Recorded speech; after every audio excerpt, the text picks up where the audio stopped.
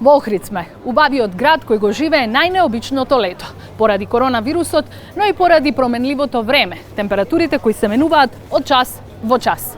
Но Охрид живее со стара болка, бесправно изградените објекти.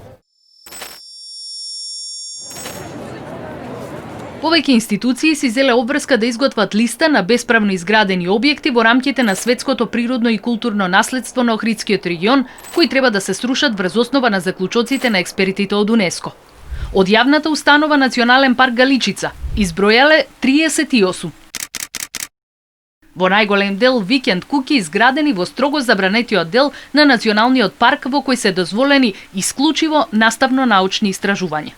На нашата јавност е познато дека еден од најатрактивните делови во Република Македонија е просторот блиску до Охридското езеро од автокампот Градиште па се до автокампот Љубаниште, вклучително и селото Трпејце. Првите обиди за изградба на објекти на овој простор се таму некаде 70-тите години. Државата во неколку наврати успеваше да урне дел од овие објекти. Па потоа 10 години немаше притисок, па повторно се јавува притисок и така во циклуси. Овие објекти кои се сега изградени се изградени после кампањата за рушење во 2002-2003 година. Викенд куќите не се единствените кои се изградени против законот. Од Националната установа, Завод за заштита на спомениците на културата во Охрид, велат дека не можат да ги добројат поткровјата кои не се дозволени да се прават. Но проблемот го гледаат од неколку аспекти. Пред да се добие одобрение за градба, потребно е да се инвеститорот да набави конзерваторско одобрение.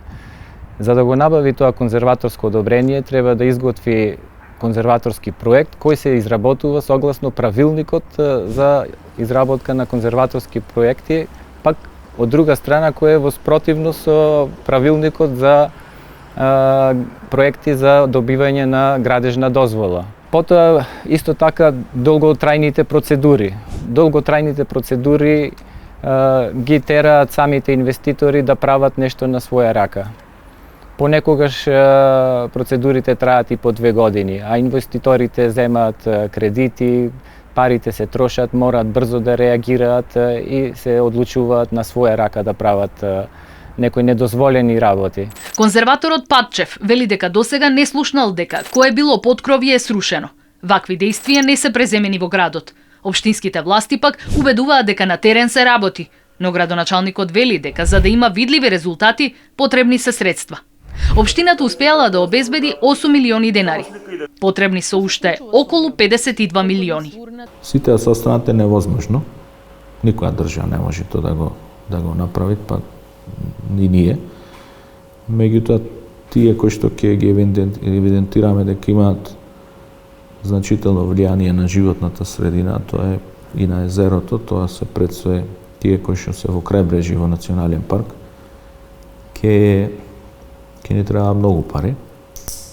Точна бројка не можам да ви кажем, али сигурно преку 5-6 милиони денари, најмалку. А време, да, ќе ни треба и време, затоа што сето тоа